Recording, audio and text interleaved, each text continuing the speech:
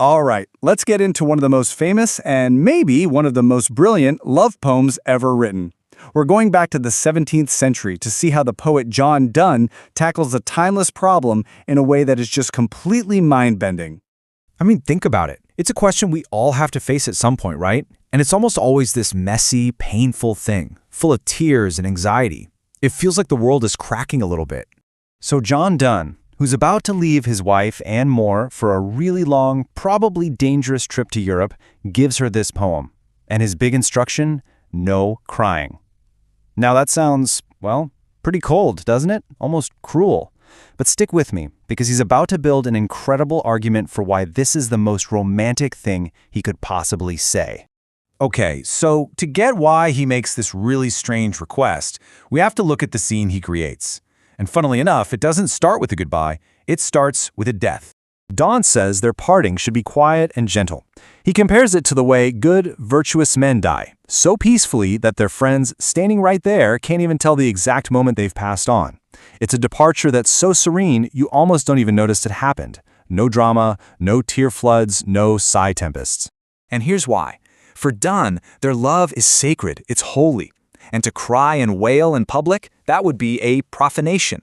It would be like taking this incredibly special, private thing and putting it on display for ordinary people, what he calls the laity, to just gawk at. It would cheapen the whole thing. This whole idea then leads him to the absolute core of his argument, the foundation for the entire poem. Their love just isn't like anybody else's. It's on a whole other level. So he sets up this amazing contrast. On one side, you've got what he calls dull, sublunary lovers. Their love is all physical, their soul is sense. So for them, when one person leaves, it's a catastrophe, because the physical presence is the relationship.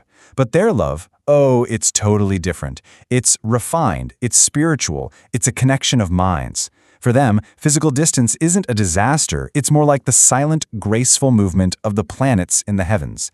It's grand, not destructive.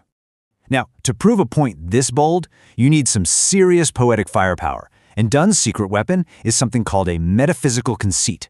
Now, these aren't just simple metaphors. They are these wild, incredibly smart comparisons that take two things that seem to have nothing in common and smash them together to create a brilliant argument. So let's look at his first big piece of proof. This is how he starts to build his case for a love that distance can't possibly hurt. You know, most people would think a long separation is like a crack in their relationship, a breach. But Donne just completely flips that idea on its head. He says, no, it's not going to be a break, it's going to be an expansion. And the image he uses here is just perfect. Think about a goldsmith hammering a piece of gold. They can beat it so thin it becomes gold leaf. This huge, wide, shimmering sheet. The gold never breaks, it just stretches to cover a much larger area while staying perfectly whole.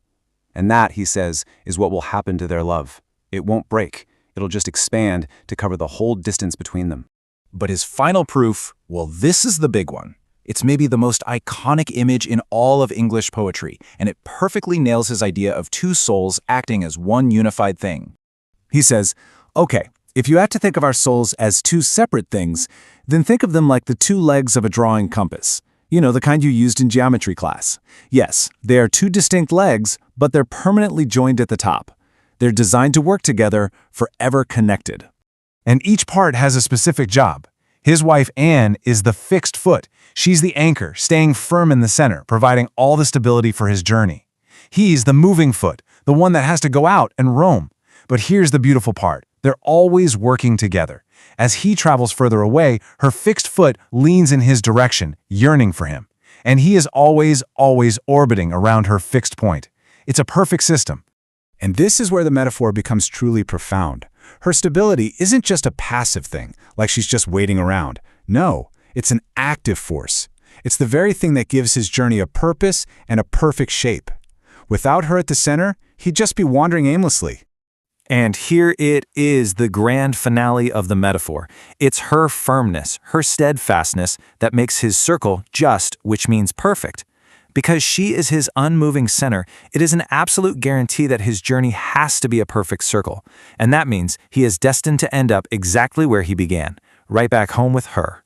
So let's just pause and think about what he's done here. With these incredible arguments and images, he has completely transformed a sad goodbye into this powerful, triumphant statement about their love. He started with that weird, almost cold instruction, don't cry. But then he built this flawless, logical case. He defined their love as spiritual, proved it could stretch like gold, and then perfected the idea with the compass. In the end, the separation isn't a tragedy at all, it's the ultimate test that proves just how perfect and unbreakable their bond truly is. So, what should we take away from all this? I think it's that this 400-year-old poem uses pure intellect and imagination to redefine what love and separation can even mean. The real message is that a true connection, a real union of minds, simply cannot be broken by something as trivial as physical distance. And that leaves us with a pretty powerful question, doesn't it? In our world of constant texting, video calls, and social media, a world obsessed with physical presence, could this centuries-old idea actually challenge us to think differently? To ask whether the strongest connections are the ones that don't need all of that to survive? It's definitely something to think about.